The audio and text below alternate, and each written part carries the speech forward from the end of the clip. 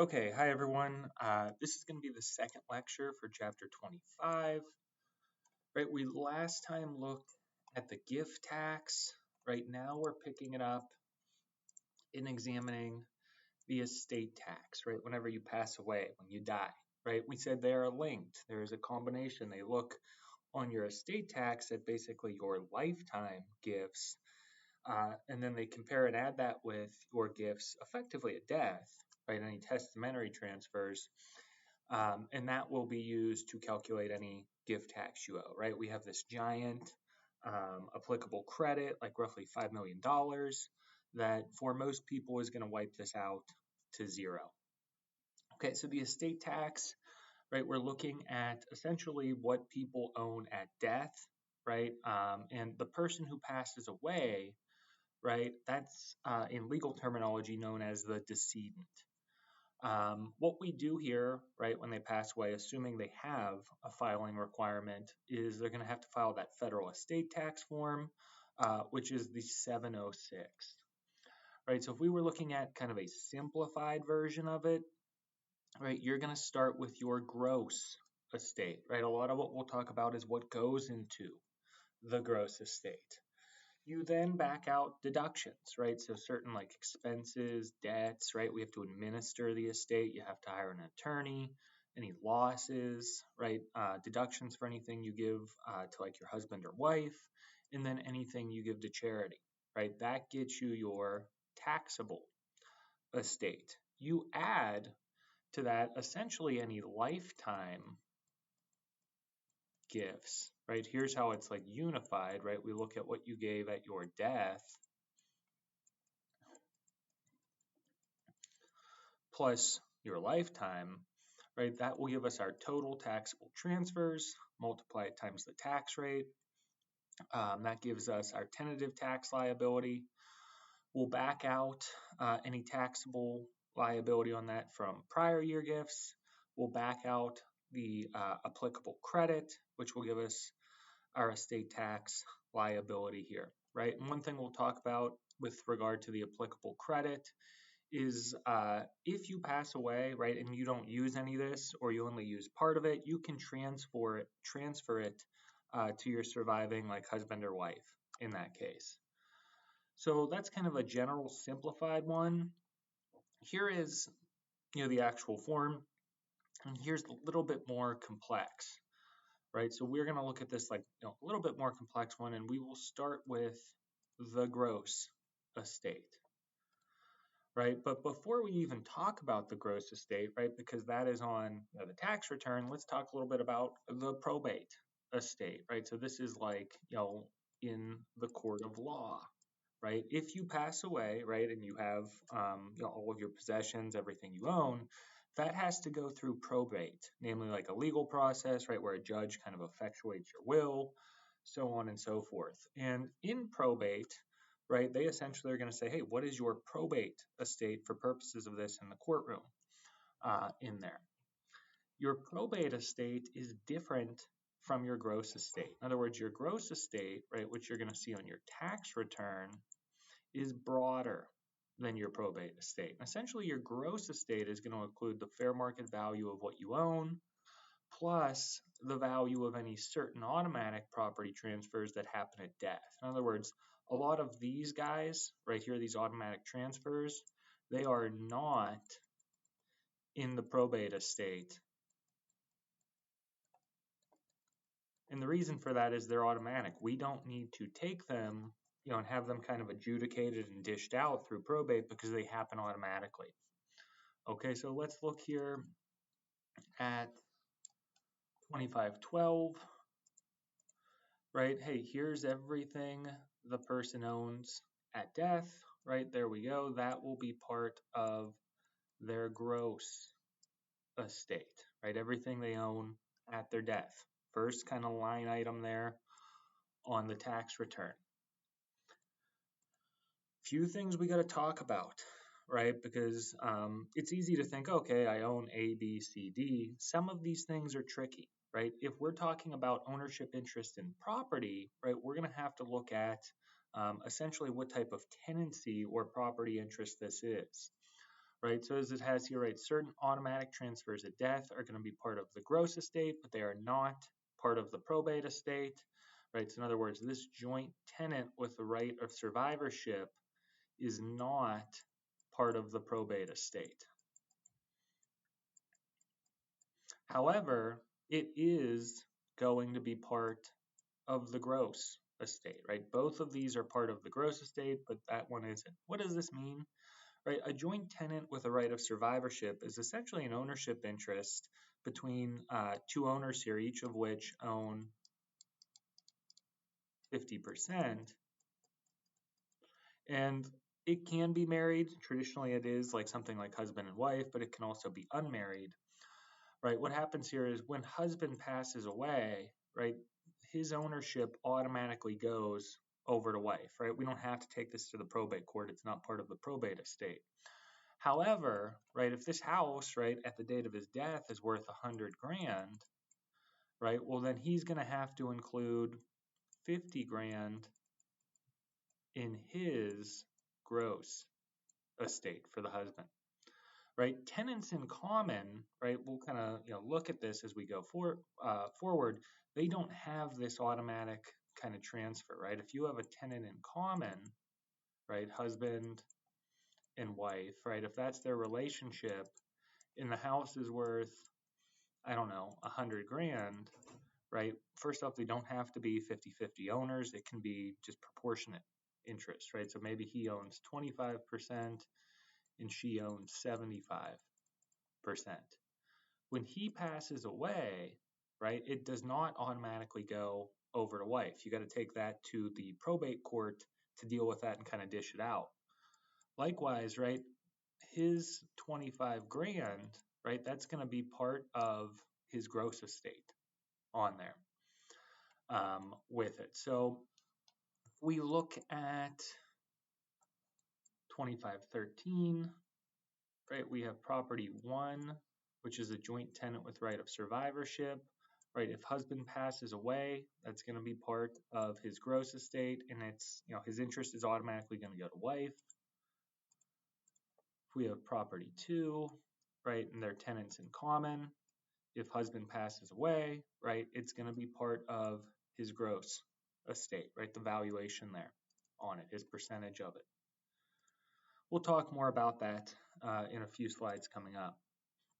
The other thing too is life insurance policy proceeds, right? So if you have, right, you own a life insurance policy, and when you pass away, right, it pays out $1 million, right? That $1 million, as a general rule, is going to be part of your gross estate, right? So we look at 2514, right? We have a life insurance policy that pays $500,000 at death, right? That is going to be part of the guy who passes away,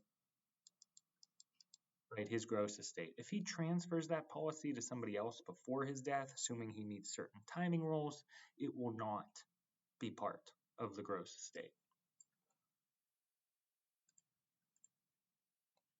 Likewise, we touched on this a little bit with, we talked about tenants in common and joint tenants with the right of survivorship. We know how it transfers, like what goes into the gross estate, what goes into the probate estate. Now the question becomes, what number do we put on this? Right? Generally, we're going to look at the fair market value at death, right? What was this house worth, right? Say it was worth, $100,000, right? And let's say they are tenants in common, right? So there's 3 owners here, each who own 1/3 interest, right? If this guy passes away, right, his 1/3 interest, right, so 33,000, that's going to be part of his gross estate, okay, on it. Or, if it was like 120, right, 40 would be in there. If they're joint tenants with the right of survivorship, right, so say we have husband wife, right, they're each going to own 50% on here. And again, let's just say in this case, the house when they pass away is worth 200K, the fair market value, right? So husband passes away. What happens here is one, it automatically goes to wife, right? So it's not part of the probate estate. However, right, he's going to have to include in his husband's gross estate 100 grand on there, right? So that's married owners. If they're joint tenants with the right of survivorship and they're unmarried, right, what we have to do here, right, so let's just say it's person one and person two, they are unmarried, right, it's not husband and wife. A little bit of stuff here, right, we're still going to use the fair market value on the date of death, right, 200 grand, let's just say that.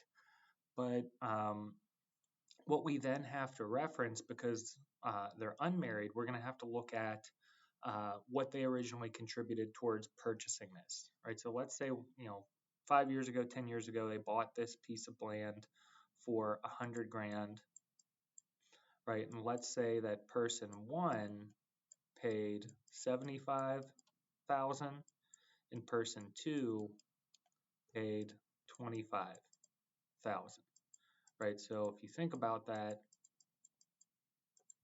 right, it's like 75% of the purchase price and 25% of the purchase price on there.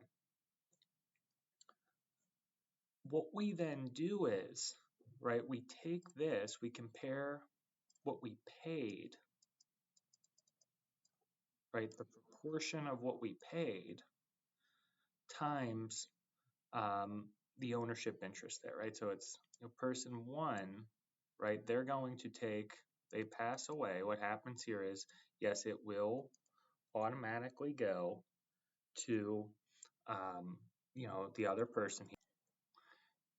And then in their gross estate, right, they're going to take 75% of 200,000, right? So 200 times 0.75, right? They're going to have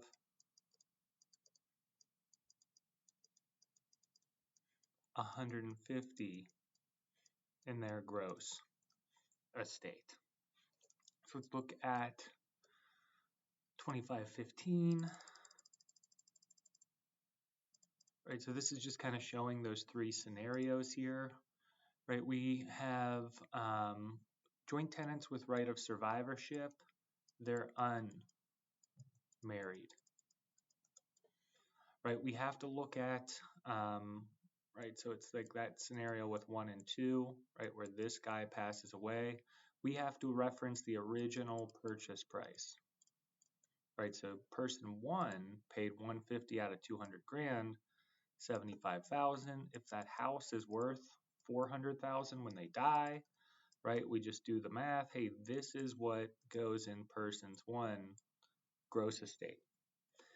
If they were joint tenants with the right of survivorship and they are married, right, it's husband and wife, then what you do is essentially you take the 400,000, what it's worth, times 50% on there, right? So $200,000 is going to be, in the gross estate there.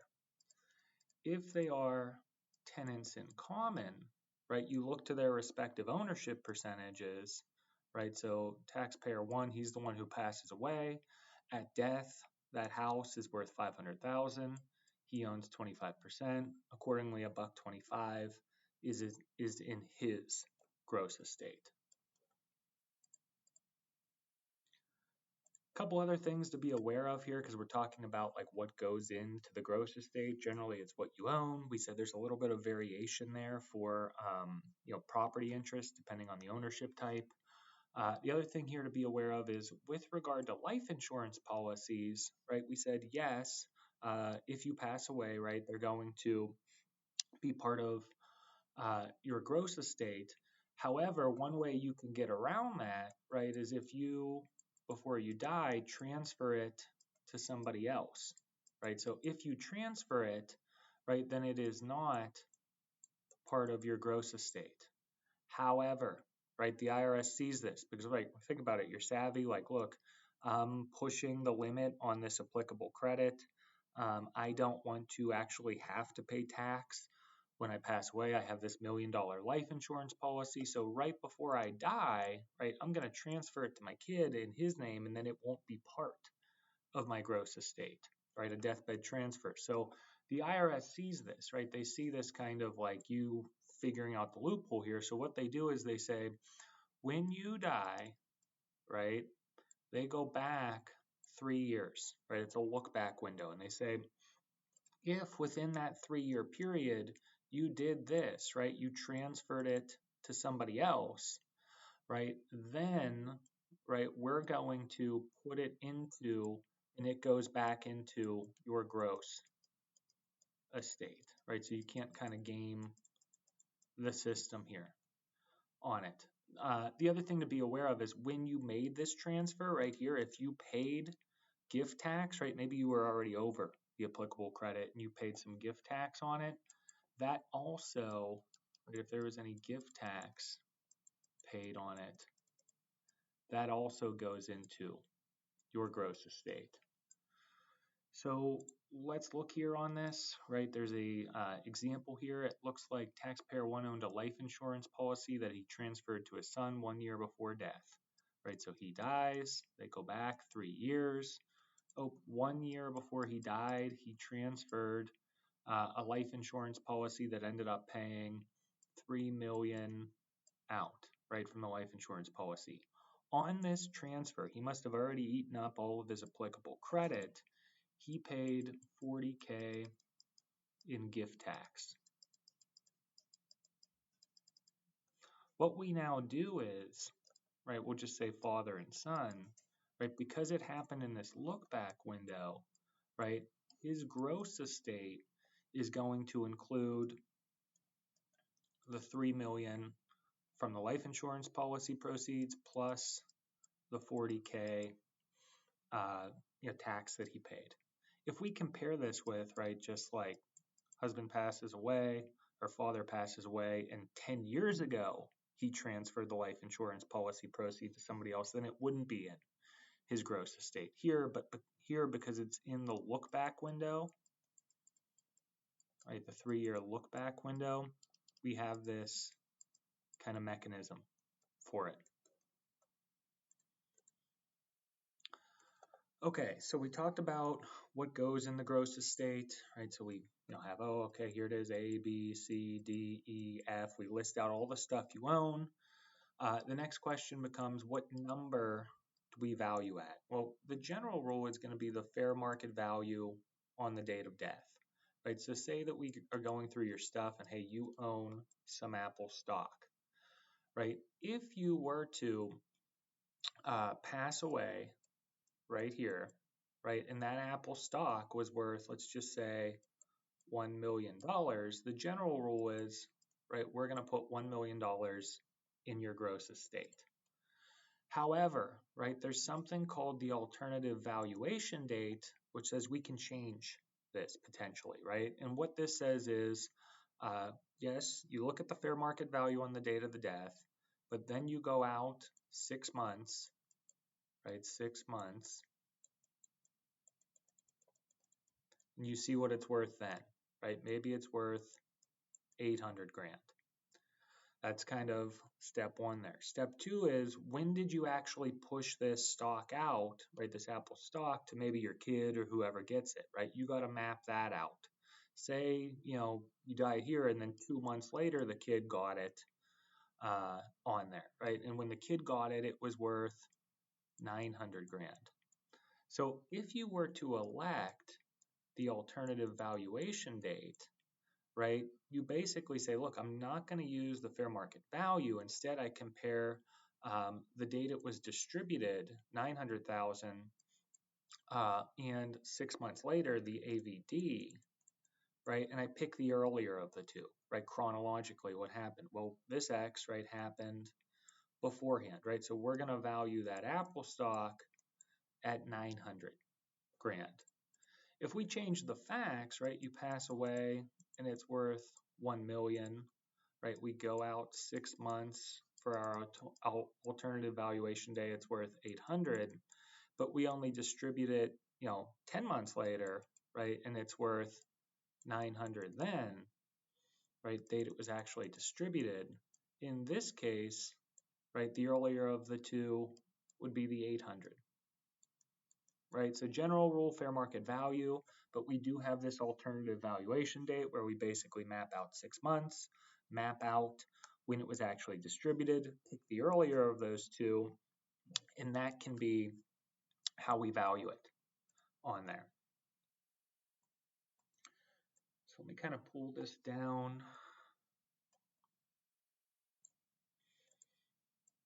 on here, right? So we talked about the gross estate, right? That's great. We said generally you're going to put stuff on there at the fair market value. The next thing we're going to see as we kind of work our way down is there are a bunch of deductions that you can take on the 706, right? Expenses, debt, losses, that arrives at adjusted gross estate, marital and charitable, that gets you your taxable estate. So essentially we're going from our gross to our taxable estate with deductions in between. We have like sort of a stop sign here, but that's what this guy is saying, right? You take some initial deductions, right? That gets you to your adjusted gross estate, right? The stop sign. From the stop sign, right, you take additional deductions. That gets you from your taxable estate, right? How we go from the gross estate, which we talked about, to the taxable estate, there are some deductions in between. And those deductions, right, most of them are going to, at least the initial ones, are basically going to be the costs associated with administering this estate, right? You got to pay an attorney. You got to pay off the debts of the estate. You got to pay any death taxes. There's funeral costs, right? All of this stuff, right, they're going to have to kind of like take right off the top from the estate, right? So that will serve as a deduction. One thing do be aware of, right? If you pass away right here, right, and say you have, like $1 million in your gross estate, it potentially could take, right, like years for this thing to get dished out. Something like that happened with Anna Nicole Smith. There was like a will contest where they were fighting who gets all her money, and it took like years and years to administer this estate. If during that time, right, say there's 10 million in here, right, we're fighting over the will, right, and say it only gets pushed out like 5 years later, right, if in between that $10 million makes some money, right, maybe it's like money in a bank account, it gets interest, or there's other things, right, in that kind of case, right, on top of potentially the 706, right, for the estate tax return, we're going to have to file a 1041, namely an estate income tax return, right, because there was some income in there. And one of the things with these expenses associated with administering the estate, you only get one bite at the apple on it. In other words, like you don't get to, right, say you have an attorney you pay,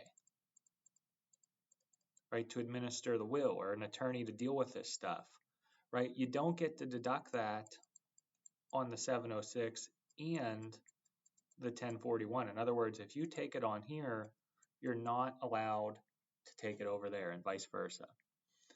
Okay, so if we look at, let's see here, 2521, right here we have the gross estate on there, right? That's great. We go from the gross estate, the 21 million, we take the expenses, these initial expenses, to get us at our adjusted gross estate, right? And some of these, right, you got to pick, do you take it on the 706 or the 1041, okay? Once we have the adjusted gross estate, we take more.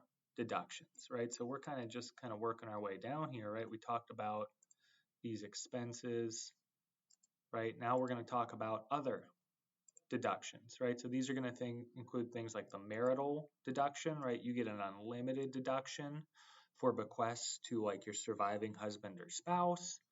And then you also get an unlimited deduction for bequests to charity, right? So one of the things with this is, right, we talk about, oh, okay, we have this exemption equivalent, we have this applicable credit. This only applies to really rich people like the Bill Gates of the world, or like, you gotta have at least 12 million or 13 million that you're giving before this even kicks in.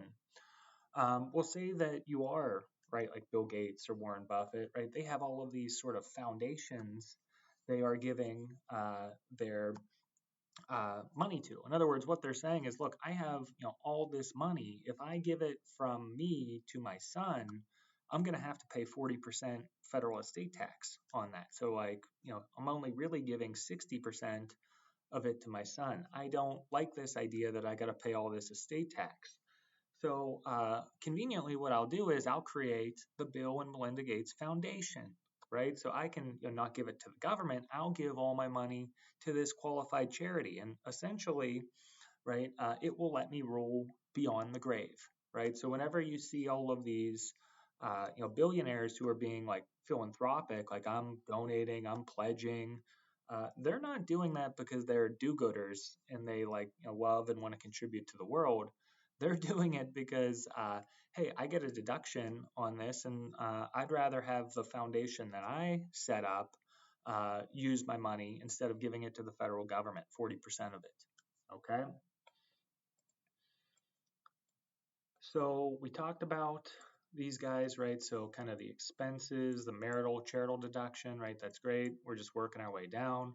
Now we're at the taxable estate. What we're going to do is add to this essentially any prior year gifts, right? So like lifetime gifts. So up here we talked about death, gifts at death. Here we look at your lifetime, right? This is why it's a cumulative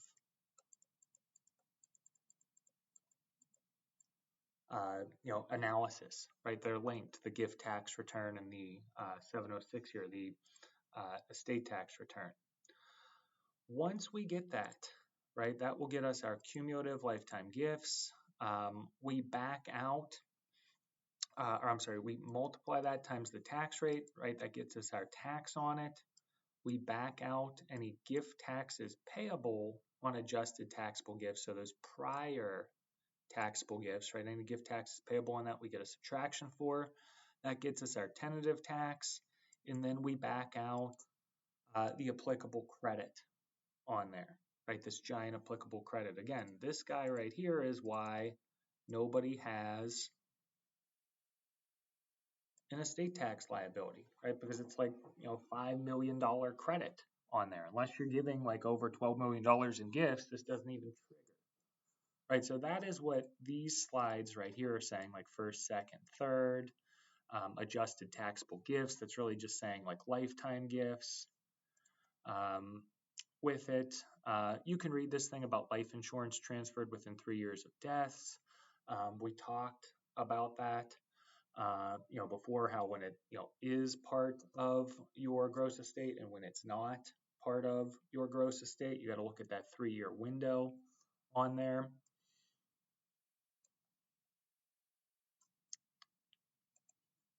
Then, right, we have the applicable credit on there. One of the things, right, with the applicable credit, right, we said that there is roughly a $12 million exemption equivalent, which translates to a roughly $5 million applicable credit. They're related to each other. In other words, that's how many gifts you can give that generate the credit on there.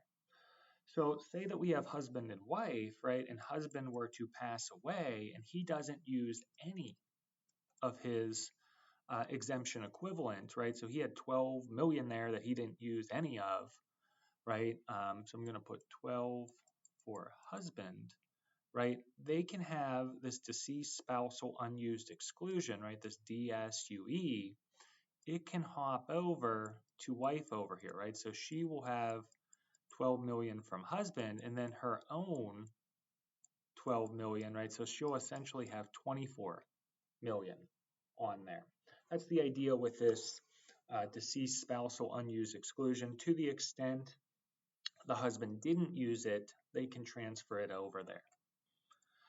Now, one of the things, right, the exemption equivalent, right, roughly that $12 million number, that's the threshold, right, you shall not pass if you have to file the 706, right? In other words, if you pass away and you only gave away $1,000 worth of stuff, you don't even have to file this 706. It only triggers that you have to file this once you get past that. And the due date, right? So, okay, maybe we gave 13 million. We do have to file it. The due date is essentially 9 months from when the guy passes away or the girl passes away. That is when the 706 is due, 9 months after death. One thing, to think about here, right? This is kind of, if you're like a really rich person, right? This is like kind of high stakes poker because it's like they're essentially taking 40% of what you own, assuming you exceed that threshold. So people tried to be kind of clever and tricky with this by essentially transferring stuff to their grandchildren, right? One of the things is, right? So they try to do this like workaround on it, right, to prevent tax avoidance. But the IRS saw this, right, and they enacted this thing called the generation skipping tax, which essentially puts them in the same place as if they were to transfer it to their kid, who then transfers it to their grandchildren.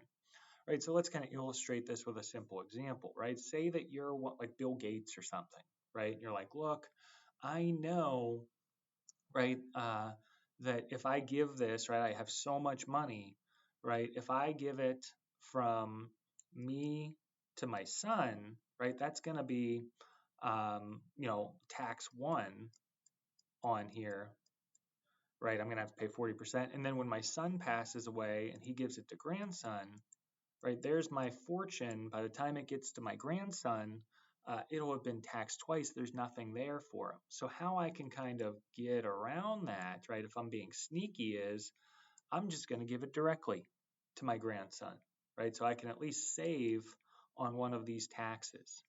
Well, what the IRS does is, right, they have this generation skipping tax, this GST, and they say, look, if you do this, right, you skip a generation, right? You just say, son, sorry, we're going to skip you, hop over you, and go to grandson. We're going to come in and impose this tax, which effectively puts you in the same position as if you done grandfather to son to grandson. Right, that's what this guy is right here. If you skip the generation, the GST tax is put into play, which mimics had you just followed it normally. So you can't kind of game the system here on it.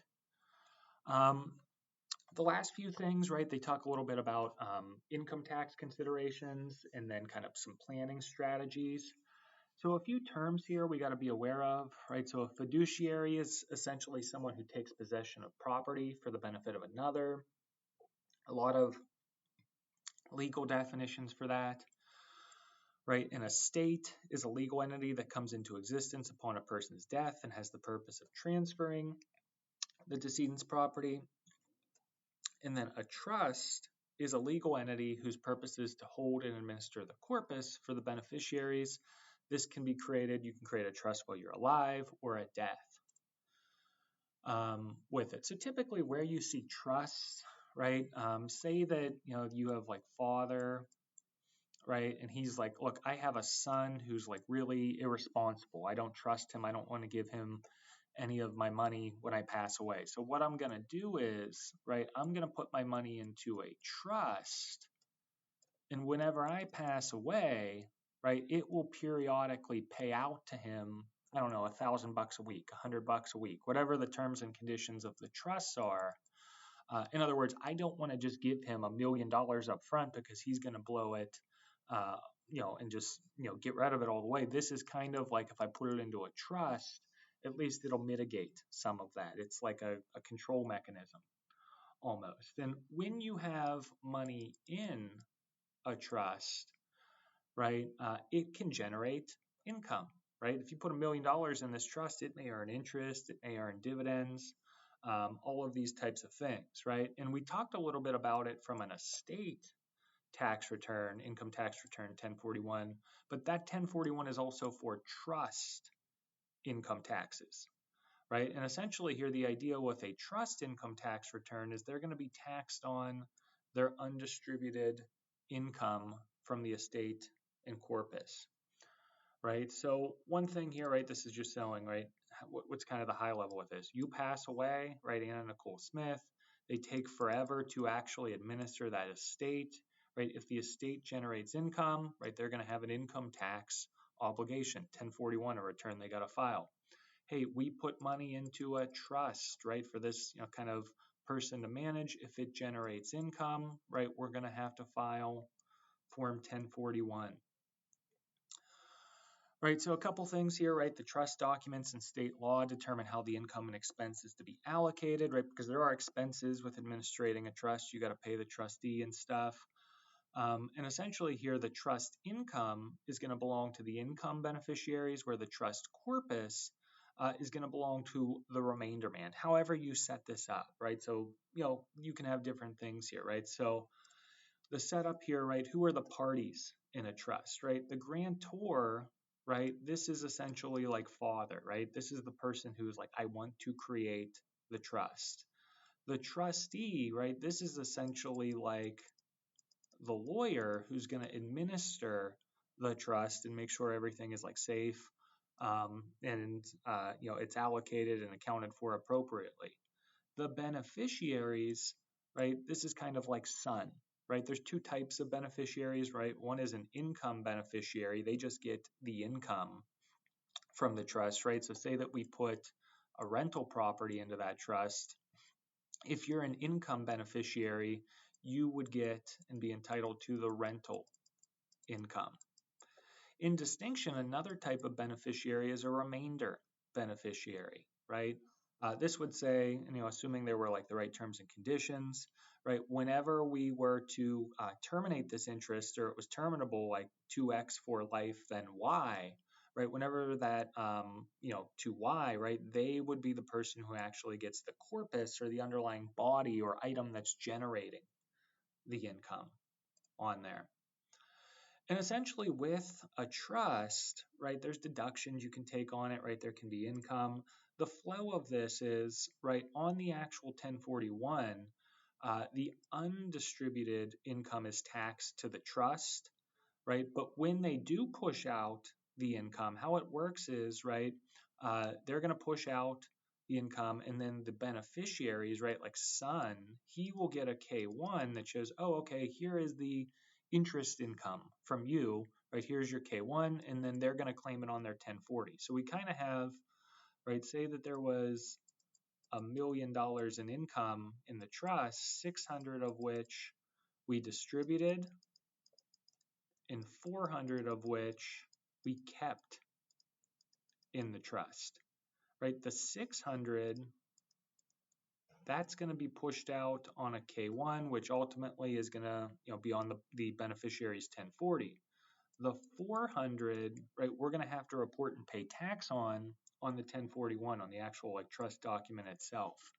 And one thing you got to be careful with is, if you keep too much money in a trust, they have like the tax rates on this.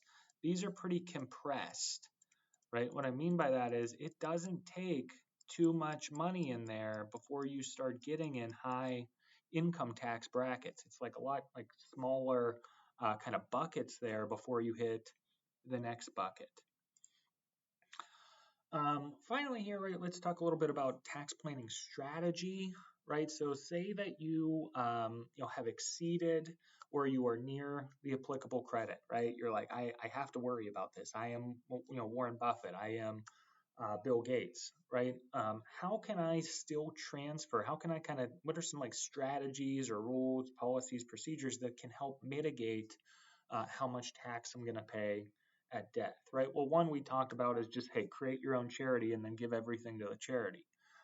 Outside of that, right, If you directly do want to give it to your, like your heirs, your son, your daughter, right? Say we have somebody like, grandfather, and he has 3, 4, 5, 6, 7, 8, 9, 10, right? He has 10 grandsons or granddaughters, right? Grandchildren, I guess is the appropriate term, right? One thing he could do is, right, is do a serial gift every year, right? Year 1, year 2, year 3, year 4, year 5, right? However long he's alive and he's in a position to do this, he can give 17,000 to each one of them, right, per year. And essentially they'll get the annual exclusion, right, to make that a non-taxable gift, right? So in other words, instead of giving, this kid right here, you know, $50,000 when I pass away, let's break that up into multiple lifetime gifts, take advantage of the annual exclusion, and effectively I'll be able to give the kid more, right? So that's this guy right here, okay? The other thing to be aware of is when you do pass away, right? So say we have father and son, right? And let's say father has a rental property or just a house, right? A house.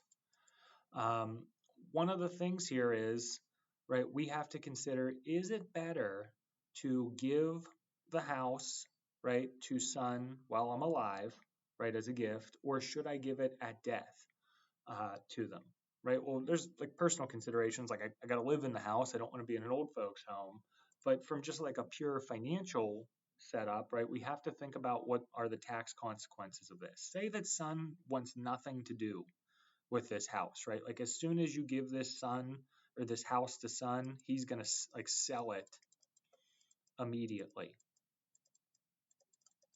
right? And when he sells it, right, it's going to trigger that amount realized, whatever he sells it for, minus adjusted basis formula, right? That gives them his gain or loss that they got to pay tax on.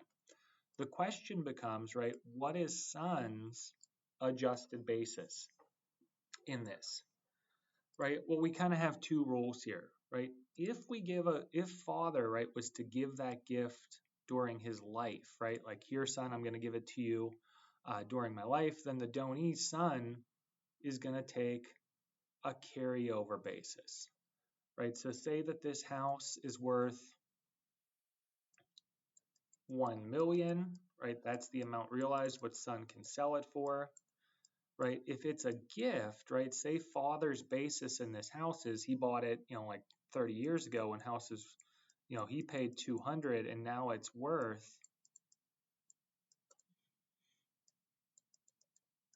1 million, right? If he gives it during his life and then kid sells it, right? Kid is going to have a carryover basis of 200.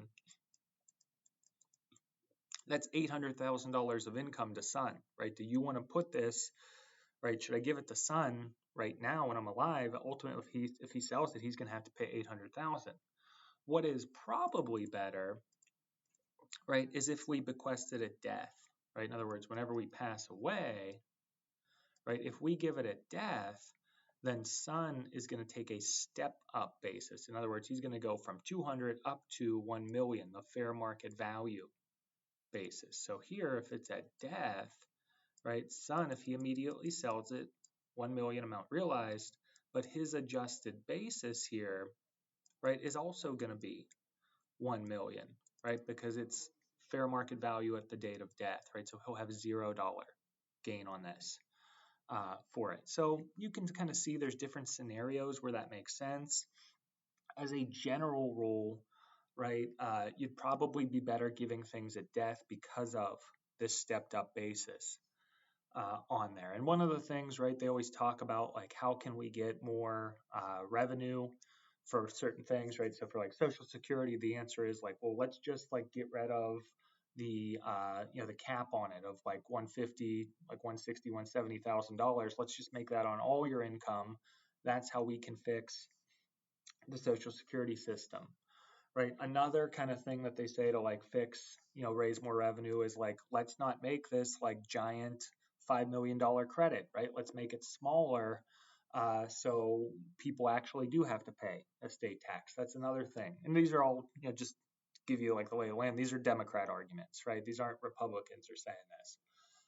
And then a third thing that they say, like if we need to generate more revenue, right? They want to kill this stepped up basis, right? They want to just say, hey, if you inherit something, your basis in it is going to be what the person's basis is that they gave it to you, a carryover basis on there. So just be aware, right? This is like from a tax policy perspective.